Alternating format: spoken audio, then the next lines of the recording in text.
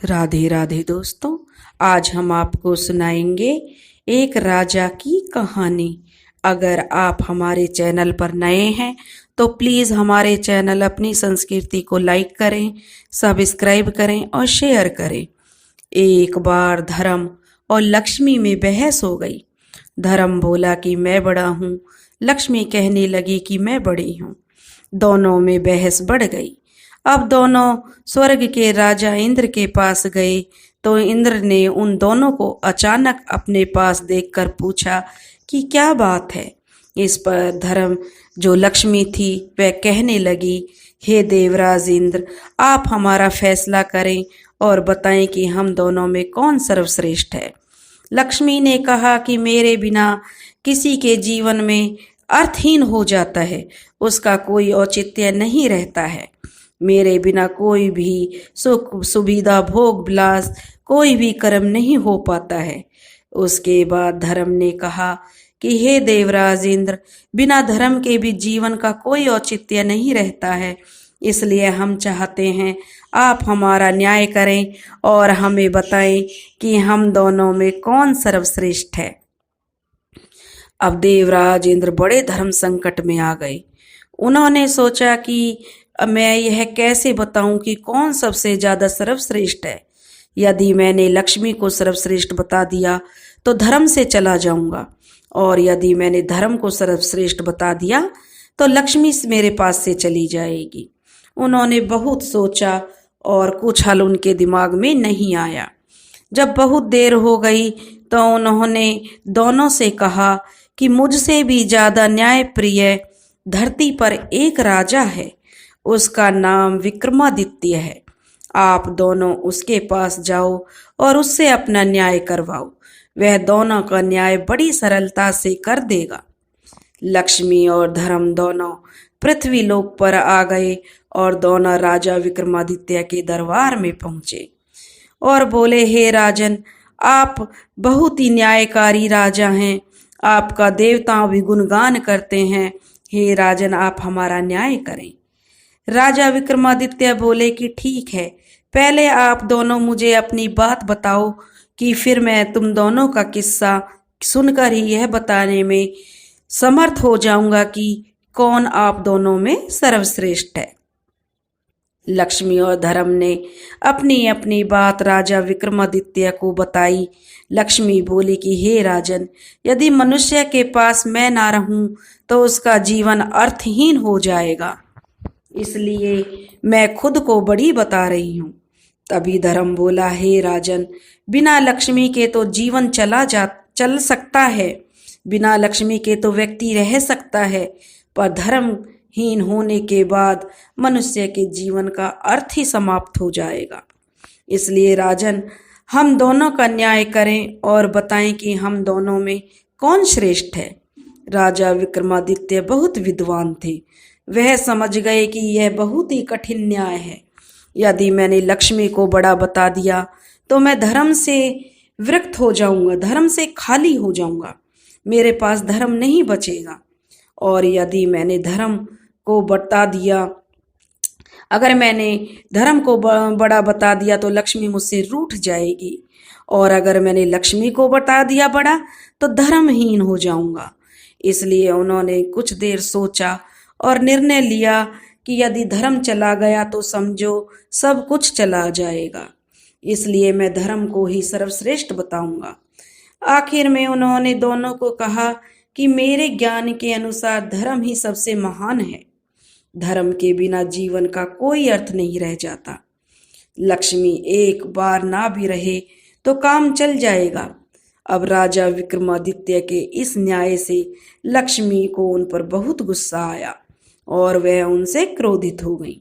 अब उनका सारा राजपाट, धन, वैभव सब जो है गायब कर दिया लक्ष्मी जी ने। अब वे राजा विक्रमादित्य दर दर के भिखारी हो गए। वे वहां से चलकर एक नदी के पास आए और सोचा चलो नदी में से कुछ मछलियां पकड़ी जाएं। उन्होंने नदी में से कुछ मछलियां पकड़ लीं, फिर उन्हें भून कर नदी के किनारे रख दिया।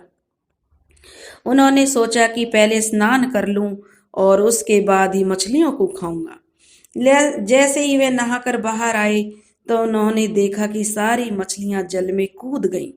वह समझ गए यह सब लक्ष्मी जी के क्रोध के कारण हुआ है। वह कुछ नहीं बोले।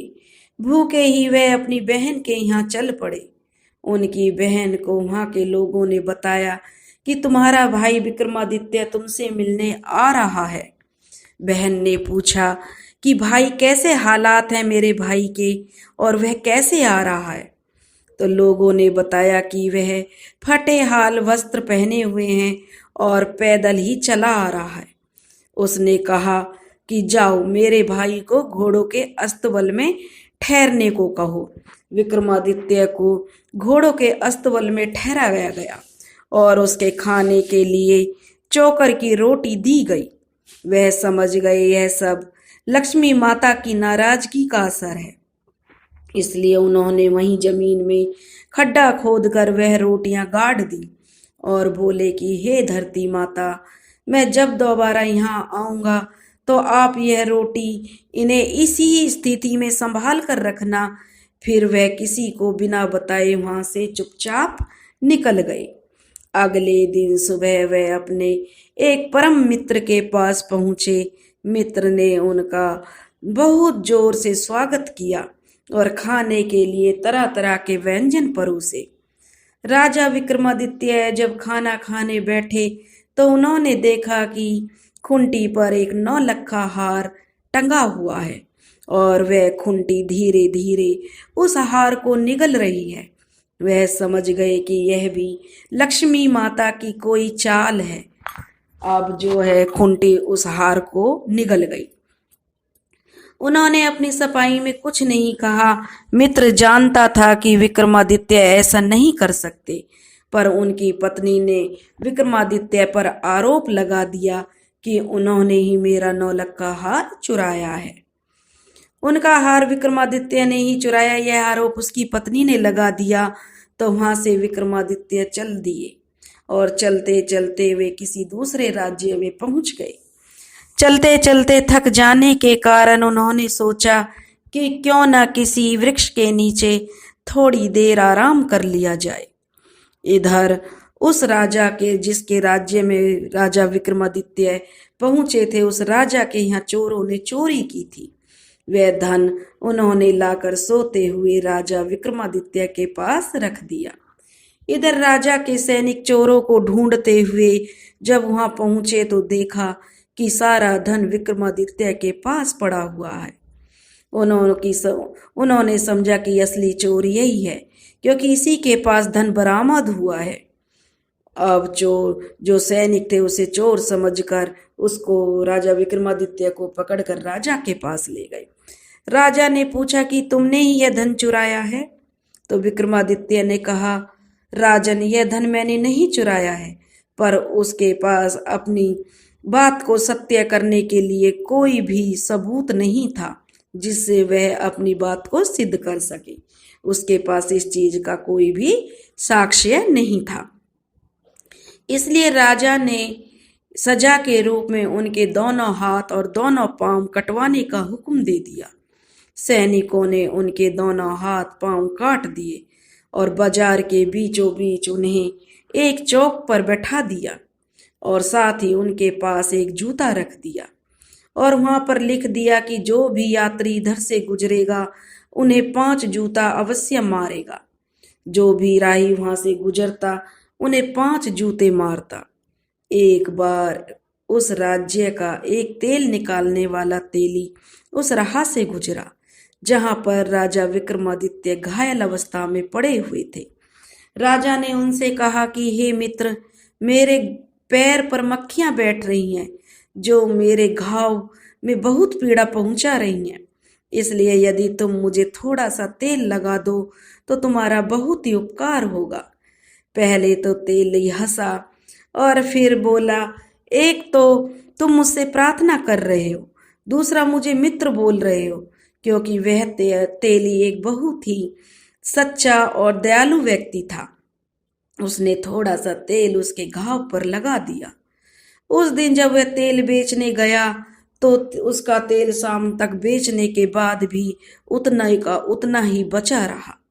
उसे बड़ा आश्चर्य हुआ कि आज ऐसा क्या हुआ है कि मेरे घड़े का तेल खत्म ही नहीं हो रहा है। उसकी समझ में अब आ गया कि यह सब उस घायल व्यक्ति के कारण हो रहा है। वह जरूर कोई देव आत्मा है। तेल बेचने वाला तेली जब अपने घर पहुंचा तो वह बहुत ही खुश था। उसकी पत्नी ने उसकी खुशी का कारण पूछा तो उसने सुबह की सारी बात अपनी पत्नी को बता दी कि कैसे एक लूले लंगड़े व्यक्ति को उसने जो तेल लगाया है। वह बोला वह व्यक्ति जरूर कोई दिव्य आत्मा है। उसकी पत्नी ने कहा कि आप किसी भी प्रकार उस व्यक्ति को अपने घर ले आओ।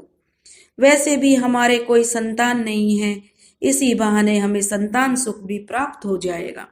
लेकिन राजा ने कहा लेकिन तेली ने अपनी पत्नी से कहा कि राजा ने उसे दंड दिया है, इसलिए हम बिना राजा से पूछे उसे नहीं ला सकते हैं। इसलिए पहले हमें राजा से एक आज्ञा लेनी होगी और उसके बारे में बात करनी होगी। तेली ने अपनी पत्नी को समझाया तो वह बोली कि आप कल सुबह जाकर राजा से बात करना, अब देरी करना ठीक नहीं है। अगले दिन सुबह सुबह वह तेली राजा से मिलने पहुंच गया। राजा ने उससे आने का कारण पूछा तो वह तेली बोला, मालिक, यदि आप आज्ञा दे तो मैं उस लूले लंगड़े व्यक्ति को अपने घर ले आऊं। हमारे कोई संतान नहीं है, इसलिए मेरी और मेरी पत्नी की इच्छा है कि हम उसको अपने साथ रखकर संतान सुख प्राप्त करें। राजा कुछ देर तक सोचता रहा और फिर बोला, वैसे भी वह व्यक्ति हमारे किसी काम का नहीं था, इसलिए तुम उसको अपने घर ले जा सकते हो। राजा की आज्ञा मिलते ही वह तेली राजा विक्रमादित्य को अपने घर ले आया। जैसे ही विक्रमादित्य उस तेली के घर पहुंचे, उसके हर कार्य में बढ़ोतरी होने लगी, हर कार्य अच्छा होने लगा। जितनी उसकी वे सेवा करते उतनी ही सुख समृद्धि उनके घर में बढ़ने लगती। इधर राजा की जो राजकुमारी थी वह बहुत ही सुंदर और विदुषी थी। वह लगभग हर कला के क्षेत्र में पारंगत थी। वह शाम को दीपक राग गाकर महल और शहर के दियों को प्रज्वलित करती थी और फिर जब वह रात को दिए बुझाती तो विक्रमादित्य फिर से दीपक राग गाकर दिए प्रज्वलित कर देते।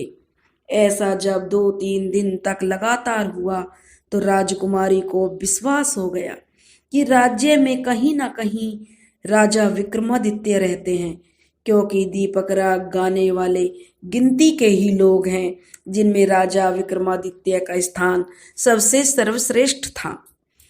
उधर राजा ने राजकुमारी का स्वयंवर रच दिया। दूर दूर के राजाओं को राजकुमारी के स्वयंवर में आने के लिए आमंत्रित कर दिया। जिस दिन राजकुमारी का स्वयंवर था, उस दिन विक्रमादित्य ने तेली से कहा कि हे पिताश्री, मैं भी स्वयंवर देखना चाहता हूँ, इसलिए आपसे प्रार्थना है कि मुझे उस स्थान पर लेकर चलें। तेली ने उसे बहुत समझाया कि तुम चल फिर नहीं सकते हो तो बताओ, कहीं तुम्हें कोई चोट लग गई तो बहुत दिक्कत हो जाएगी। लेकिन जब विक्रमादित्य जिद पर अड़ गए तो वह तेली उन्हें ले जाने के लिए राजी हो गया। वह बोला, प्रातः सुबह मैं तुम्हें स्वयंवर दिखाने ले चलूंगा। थोड़ी देर के बाद राजा का सैनिक यह संदेश लेकर आया कि उन्हें 100 घड़ा तेल सुबह तक चाहिए। तेली ने कहा, अरे भाई, यह कैसे संभव हो सकता है, यह तो बहुत ज्यादा है। वह बोला, मैं कितनी भी मेहनत कर लूं पर सुबह तक 100 घड़े तेल नहीं निकाल सकता। सैनिक कहने लगा कि यह तो राजा का आदेश है, आपको यह कार्य करना ही होगा, वरना आप सजा के लिए तैयार हो जाओ। अब तेली बहुत ज्यादा घबरा गया। उसे बहुत तनाव में देखकर वह यह तो असंभव कार्य है, तो यह सोच सोचकर वह बहुत दुखी हो रहा था। तभी विक्रमादित्य ने पूछा कि पिताश्री, आप इतना चिंतित क्यों हैं? तो तेली ने अपनी चिंता का कारण राजा विक्रमादित्य को बताया और कहा कि राजा ने 100 घट मंगवाए हैं सुबह तक, इसके कारण कि मैं यह 100 घड़े सुबह तक तेल नहीं निकाल सकता, इसकी चिंता मुझे बहुत हो रही है, क्योंकि यह बहुत ही असंभव कार्य है। तब राजा विक्रमादित्य ने कहा, पिताश्री आप चिंता ना करें, आप मुझ पर विश्वास कर लें, कल हम उन्हें 100 घट तेल अवश्य दे देंगे। तेली को विक्रमादित्य की शक्तियों का भान था। उसने राजा को कहकर 100 घड़े तेल के लिए मंगवा लिए। अब सैनिक 100 घड़े लेकर तेली के घर में रख गया। रात में राजा विक्रमादित्य तेली से बोले, अब आप दोनों आराम से सो जाएं, मैं रात में 100 घड़े तेल निकाल दूंगा। तेली की पत्नी बोली, बेटा तेरे तो हाथ पैर भी नहीं हैं, बता तू कैसे बैलों को चला पाएगा। विक्रमादित्य ने कहा कि माँ तू निश्चिंत होकर सो जा, मैं सब काम कर लूंगा। रात में विक्रमादित्य ने 100 घड़े तेल निकाल दिया। सुबह जब राजा के सैनिकों ने देखा तो वे आश्चर्य में भर गए। तेली और तेलिन तो दोनों ही अपूर्ण विश्वास हो गया था उन्हें, जो तेली और उसकी पत्नी तेलिन थे, कि जरूरी यह लड़का कोई देवता है, इसलिए अब कोई चिंता नहीं करनी चाहिए। अगले दिन तेली ने विक्रमादित्य को नहला धुला कर नए वस्त्र पहना दिए, फिर उनको ले जाकर स्वयंवर से दूर बैठा दिया। कुछ समय उपरांत राजा और राजकुमारी सब स्वयंवर में की जो सभा लगी थी उसमें आ गए। जब राजकुमारी को चुनाव करने के लिए भेजा गया तो उन लोगों में वह राजा विक्रमादित्य को देखने लगी, परंतु उसे राजाओं में किसी भी राजकुमार में ऐसा तेज नहीं दिखाई पड़ा कि वह विक्रमादित्य के जैसा लगे। तभी उसकी निगाह दूर बैठे उस अपंग व्यक्ति पर गई उसे देखकर उसमें बहुत तेज दिखाई पड़ा। उसका तेज देखकर वह समझ गई कि जरूर यही राजा विक्रमादित्य है। बस फिर क्या था, वह माला लेकर और उस ओर चल पड़ी और उस अपंग के पास पहुंचकर माला उसके गले में डाल दी। वहां मौजूद सभी राजा राजकुमार और लोग आश्चर्यचकित होकर देखने लगे कि आखिर राजकुमारी ने ऐसा क्यों किया। राजकुमारी के घर के लोगों ने कहा, लगता है राजकुमारी की तबीयत सही नहीं है, इसलिए उसे यह गलती हो गई है। सबने राजकुमारी को पंखा करने लगे, जल पिलाने लगे और फिर दोबारा से उसे माला देकर कहा कि जाओ अपने जो वर का चयन करो। राजकुमारी फिर माला लेकर विक्रमादित्य के गले में डाल दी। वहां मौजूद जन समूह को लगा कि राजकुमारी का सच में स्वास्थ्य ठीक नहीं है, इसलिए वह इस प्रकार का व्यवहार कर रही है। इतनी सुंदर राजकुमारी आखिर किसी अपाहिज के गले में माला क्यों डाल रही है। आखिर में लोगों के सुझाव से राजकुमारी को फिर से मौका दिया गया कि वह अपने सही वर का चुनाव कर सके। इस बार भी राजकुमारी ने विक्रमादित्य के गले में ही माला डाली। राजकुमारी के व्यवहार से राजा और राजकुमार सभी क्रोधित हो गए। राजकुमारी के पिता से बोले, आपकी पुत्री को यदि एक अपाहिज से ही विवाह करना था तो हम सबको आपने आमंत्रण क्यों भेजा। राजा भी बहुत शर्मिंदा था, पर क्या करते, सामाजिक रीतियों का पालन तो हर पिता माता को करना पड़ता है। इसलिए उन्होंने राजकुमारी का विवाह उस अपाहिज व्यक्ति से करवा दिया और राजमहल से विदा होकर राजकुमारी राजा विक्रमादित्य के साथ उस तेली के यहाँ आकर रहने लगी।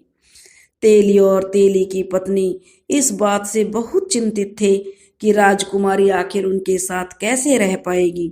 वह तो राजकुमारी है, बड़े महलों में सुख सुविधाओं में रहती है और हम कहाँ मामूली से तेली हैं। पर राजकुमारी ने उनकी इस चिंता को भी निरर्थक साबित कर दिया। वह उनके साथ सहजता से ही घुल मिल गई और उनके साथ आराम से रहने लगी। विक्रमादित्य ने राजकुमार से कहा कि आज उनका हिरण का मांस खाने का मन है और वह राजकुमारी से कहने लगे कि वह जाकर अपने भाइयों से ताजा शिकार किए गए किसी हिरण को मांग कर ले आए। राजकुमारी का मन नहीं था कि वह जाकर भाइयों से कुछ मांगे, पर वह अपने पति की इच्छा को भी नहीं मारना चाहती थी। इसलिए मन मार कर वह अपने भाइयों के पास गई। जब उसकी भाभियों ने उसके आने का कारण पूछा तो उसने बता दिया कि उसके हिरण का मांस खाने की इच्छा है। वह विक्रमादित्य की इच्छा को अपनी इच्छा बता गई। वह नहीं चाहती थी कि उसके पति के बारे में उसकी भाभियां कुछ गलत कहें। फिर भी भाभियों ने उसके पति के बारे में उसे बहुत सुनाया। बोली, जब हिरण का मांस का इतना ही शौक था तो किसी अच्छे राजकुमार को चुनती। राजकुमारी उनकी जली कटी बातें सुनकर वापस आ गई, क्योंकि उसकी भाभियां कह रही थी, शौक तो बड़े बड़े अच्छे अच्छे रखती हो, मांस खाना है हिरण का तो राजकुमार को क्यों नहीं चुना जो तुम्हारे लिए शिकार करके लाते। तुमने तो उस अपंग को चुना है जो अपना भी ख्याल नहीं रख सकता है, तो वह तुम्हारी इच्छाओं को कैसे पूरी करेगा। यह सुनकर जो राजकुमारी थी वह वापस विक्रमादित्य के पास आ गई और आकर उन्हें सारी बात बताई। अब राजा विक्रमादित्य ने कहा कि कोई बात नहीं, तुम उनसे मेरी तलवार और घोड़ा मांग लाओ। राजकुमारी बोली, ठीक है। जब वह जाने लगी तो विक्रमादित्य को कुछ याद आया, तो उन्होंने कहा कि रुको, यह रुमाल है मेरा, इसे ले जाओ। राजकुमारी को यह कहते हुए राजा ने रुमाल दिया कि यदि मेरी तलवार और घोड़ा आने में कोई दिक्कत करे तो उन्हें यह रुमाल दिखा देना, वो चुपचाप आ जाएंगे। जब राजकुमारी वापस महल पहुंची तो उसकी भाभियों ने उसका फिर से मजाक बनाया। राजकुमारी बोली, इस बार मैं हिरण का मांस नहीं, उनका घोड़ा और तलवार लेने आई हूँ। तलवार और घोड़े ने भी वहां पर आतंक मचा रखा था, हर कोई उनसे परेशान था। तब उसकी भाभियों ने सोचा कि ठीक है, यह यहाँ से इन्हें ले जाएगी तो यह उनका शिकार बन जाएंगे, इससे हमें भी शगुन मिलेगा। उन्होंने शहर से दोनों चीजों को ले जाने की स्वीकृति दे दी। जब राजकुमारी उन दोनों तलवार और घोड़ों को लेने गई तो तलवार सांप बनकर उसे काटने को दौड़ी और घोड़ा भी दुलत्तियां मारने लगा। अब राजकुमारी को कुछ समझ नहीं आ रहा था। तभी उसे याद आया कि विक्रमादित्य की कही बात कि उन्हें जब दोनों आने में आनाकानी करे तो मेरा रुमाल दिखा देना। उसने तुरंत रुमाल निकाल कर उसे दिखा दिया। विक्रमादित्य का रुमाल देखते ही दोनों शांत हो गए। राजकुमारी ने तलवार उठा ली और घोड़े की लगाम पकड़कर वापस विक्रमादित्य के पास तेली के घर आ गई। जब शाम होने को हुई तो विक्रमादित्य ने राजकुमारी से कहा कि अब वह उसे घोड़े की पीठ पर बैठा दे, आज वह शिकार खेलने जाएगा। राजकुमारी ने कहा कि आप कैसे घोड़े की सवारी कर पाएंगे। विक्रमादित्य ने जब जिद की तो राजकुमारी और तेली ने मिलकर उसे घोड़े पर बैठा दिया, पर बिना किसी पकड़ के वह घोड़े से गिरने लगे। राजकुमारी यह देखकर बहुत दुखी हुई और उसकी आंखों में आंसू भर आए। उसने अपने आंखों के आंसुओं को छुपाने के लिए अपना चेहरा दूसरी ओर घुमा लिया। तभी उसे लगा जैसे घोड़े की लगाम को कोई उनके हाथों से खींच रहा है। उसने जल्दी से घूमकर विक्रमादित्य की ओर देखा तो वह आश्चर्य से हैरान रह गई। उसने देखा राजा विक्रमादित्य पूर्ण शरीर से घोड़े पर सवार थे। वह बहुत खुश हो गई। उसकी आंखों में यह जानने की जिज्ञासा भर आई कि यह सब आखिर क्या है। विक्रमादित्य ने उसे आश्वासन दिया कि शिकार से लौटने के बाद वह सारी बातें उसे बता देंगे। जब वह जंगल में पहुंचे तो उन्होंने जो भी शिकार किया उसके कान और पूंछ काट लिए और शिकार वहीं छोड़ दिया। उधर राजकुमारी के भाई भी शिकार पर गए हुए थे। उन्होंने जंगल में बिना कान पूंछ के जब ताजा शिकारों को देखा तो उन्हें लालच आ गया। उन्हें लगा कि यह ताजा शिकार उनके लिए तो किसी इनाम से कम नहीं है। उन्होंने वे सारे शिकार उठा लिए और वापस अपने महल की तरफ चलने के लिए मुड़े। उन्होंने इसके लिए शिकारी को धन्यवाद दिया कि उन्हें ज्यादा मेहनत नहीं करनी पड़ी और उन्हें शिकार हुए हाय मिल गए। अभी वे कुछ दूर ही चले होंगे कि उन्हें बहुत तेज प्यास लगाई। उन्होंने अपने घोड़ों को पास के एक पोखर के पास मोड़ दिया। जब वे वहां से जैसे ही जल पीने के लिए उतरे तो उन्हें एक आवाज ने उन्हें रोक दिया, पानी पीने से रोक दिया। उन्होंने आवाज की दिशा में देखा तो पाया कि एक योगी खड़ा था। एक राजकुमार ने योगी से जल पीने के मना करने का कारण पूछा तो योगी बोले कि हे राजकुमारों, यहाँ का जल मेरी अनुमति के बिना कोई दूसरा जीव नहीं पी सकता है। पर राजकुमारों को प्यास के कारण उनका तो बहुत बुरा हाल था। जल के लिए वे योगी से प्रार्थना करने लगे। योगी ने कहा कि अगर तुम जल पीना चाहते हो तो इसके लिए तुम्हें अपने दोनों कूलों को गर्म सिक्कों से दगवाना पड़ेगा। अब पानी के बिना उनका जो जीव थी वह सूख चुकी थी। पानी के बिना वे अधमरे हो गए थे।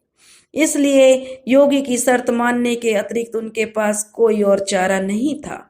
इसलिए शर्त के अनुसार उन्होंने अपने दोनों कूलों पर सिक्कों से दगवाया। फिर जल पीकर वो रवाना हो गए। इधर विक्रमादित्य जी योगी बने हुए थे, अपने निवास स्थान पर लौट आए। घर पहुंचते ही जिज्ञासा से भरी राजकुमारी तेली और उसकी पत्नी उनके चारों तरफ एकत्रित हो गए और बोले, हे देवताओं की तरह दिखने वालों, तुम अपना परिचय देकर हमारे भीतर जन्मी इस उत्कंठा का शमन करो। राजा विक्रमादित्य को लगा कि अब उन्हें अंधकार में रखना सही नहीं है। वे बोले, हे धर्मपिता और माता, मैं राजा विक्रमादित्य हूँ। फिर उन्होंने अपनी आप बीती सारी बात उन्हें बता दी। जब उन्हें पता चला कि वो राजा विक्रमादित्य हैं तो वे उनके चरणों में गिर पड़े और अनजाने में हुए अपराध के लिए क्षमा मांगने लगे।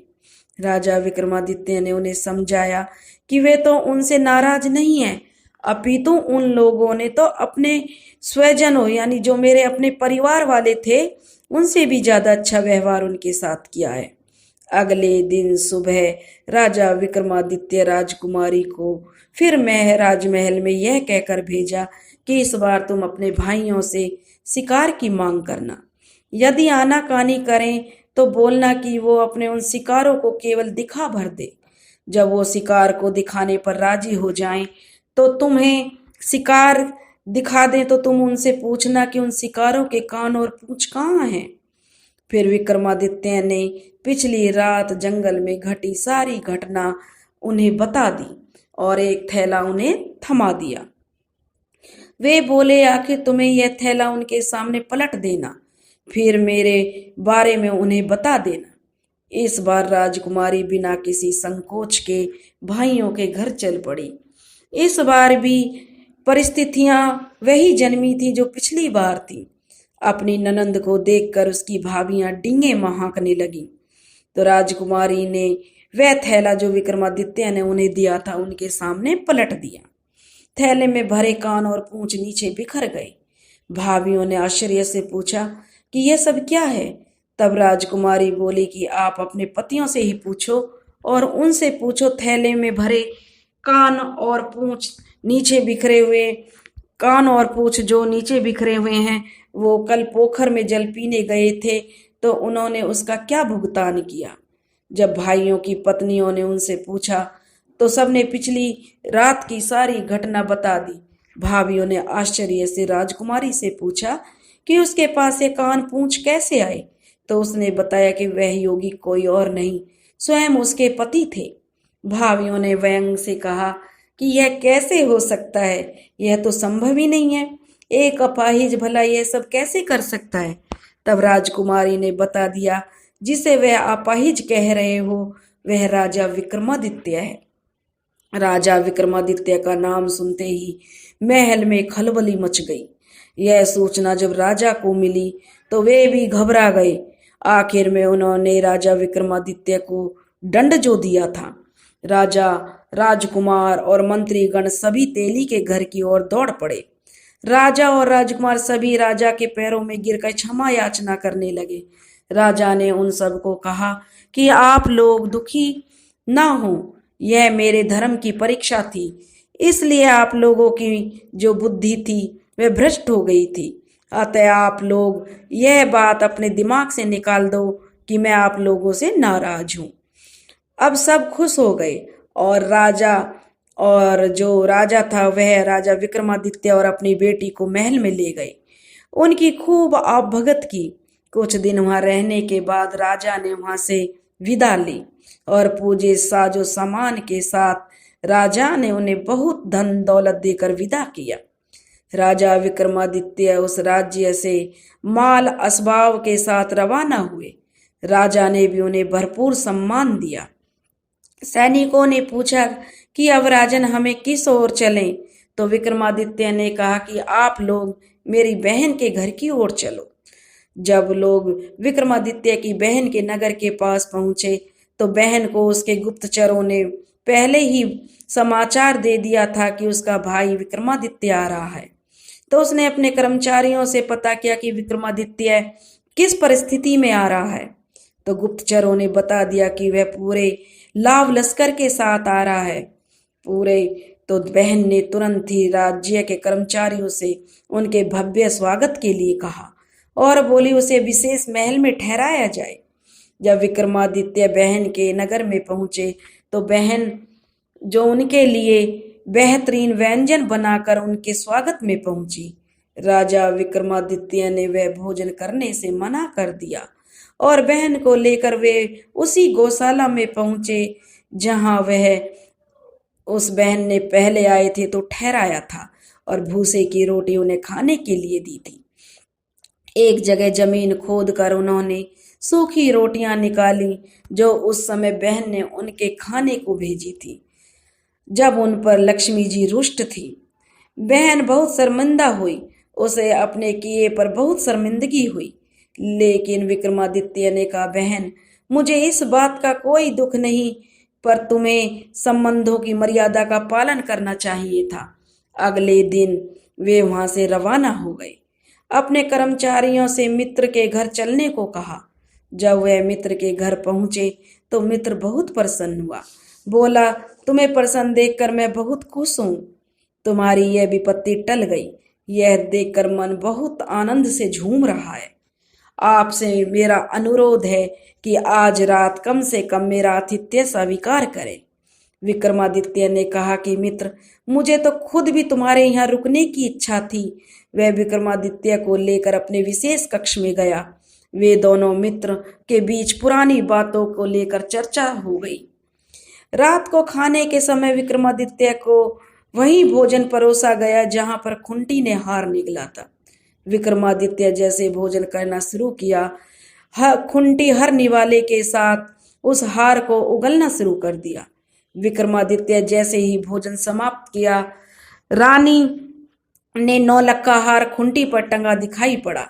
तभी राजा की निगाह खुंटी पर गई तो वह वहां उन्हें खोया हुआ नौलखा हार टंगा दिखा। राजा के आश्चर्य का कोई ठिकाना नहीं था। उन्होंने रानी से कहा कि यह कैसी अनोखी घटना है। इस हार की चोरी का इल्जाम तुमने मेरे मित्र विक्रमादित्य पर लगाया था। तब मैंने तुमसे कहा था कि ऐसा कार्य मेरा मित्र कदापि नहीं कर सकता। जो दुनिया की तकलीफों को हरता रहता है, क्या वह एक तुच्छहार के लिए इतना गिर सकता है? जाओ अपना हार ले लो। रानी को अपने व्यवहार पर बहुत शर्मिंदगी हुई। उसने हाथ जोड़कर विक्रमादित्य से क्षमा मांगी। तो राजा विक्रमादित्य बोले कि हे राजन, मेरी मति को उस समय न विक्रमादित्य से क्षमा मांगी और कहने लगी, हे राजन, उस समय मेरी बुद्धि को न जाने क्या हो गया था। मेरे अपराध की कोई क्षमा नहीं है। मैं चाहती हूँ आप मुझे माफ कर दें, मेरी माफ करके मेरा दुख दूर करें। तभी विक्रमादित्य ने कहा कि आप लोग ज्यादा दुखी ना हो, वह सब तो समय का खेल था। मुझ पर माता लक्ष्मी रुष्ट थी, इसलिए वो सारी घटनाएं घटी।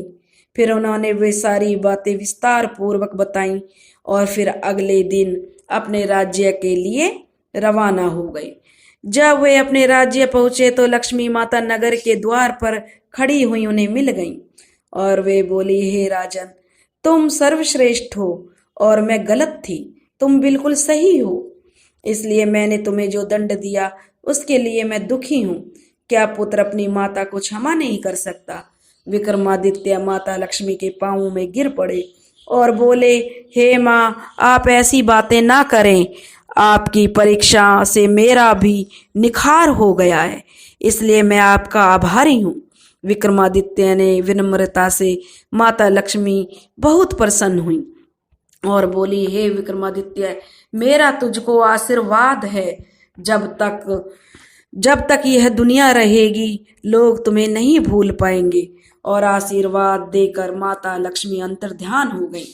राजा अपने नगर में खूब पहुंच गया और बहुत सुखपूर्वक वह अपना जीवन व्यतीत करने लगा।